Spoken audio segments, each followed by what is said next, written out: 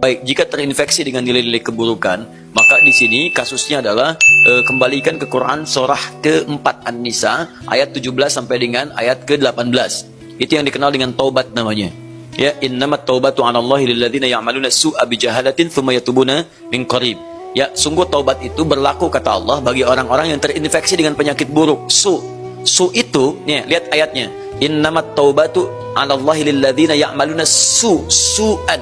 Taubat itu dilakukan orang yang terinfeksi dengan keburukan. Su itu pekerjaan nafsu.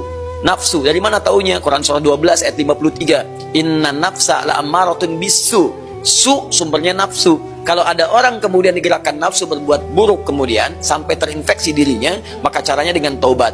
Apa itu taubat? Taubat itu artinya kembali kepada nilai-nilai kebaikan dengan cara meninggalkan perilaku buruk yang dikerjakan. Misal, fujur tadi bisa terrespon dengan perilaku maksiat. Maksiat lewat mata nonton tayangan-tayangan yang tidak baik. Saya punya kawan, dia alumni dari Kanada, di neuroscientific, di jurusan untuk saraf, ya. Itu kita diskusi. Ternyata selain narkoba sekarang ini yang paling bahaya itu pornografi. Pornografi itu begitu seseorang kemudian menggunakan fungsi pandangannya untuk melihat tayangan seperti itu langsung merusak ke fungsi otaknya. Dia masuk tuh, menginfeksi, kadang-kadang candunya lebih besar daripada narkoba. Makanya orang kalau nggak pernah lihat tiba-tiba melihat itu bayangannya tuh lama di bagian otaknya tuh. Kadang-kadang penasaran, padahal udah dipalingin kan, tadi apa sih, apa benar salah gitu kan? Nah itu bisa demikian tuh, itu yang paling dahsyat. Nah kalau kemudian Anda ingin menghilangkan itu dan perilakunya diburuk nantinya ke pola hidup, ke tubuh, ke macam-macam, Anda paham sendirilah gitu kan.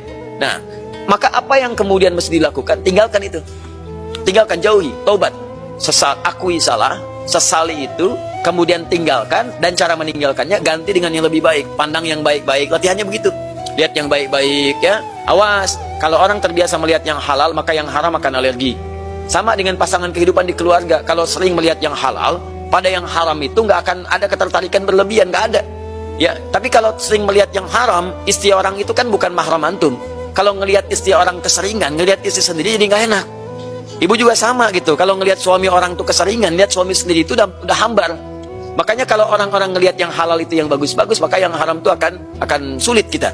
Sama bicara juga begitu. Kotor kata-kata, tinggalkan yang kotor, balik kepada yang baik. Begitu baik kebiasaan, maka kotor akan dihilangkan. Nah,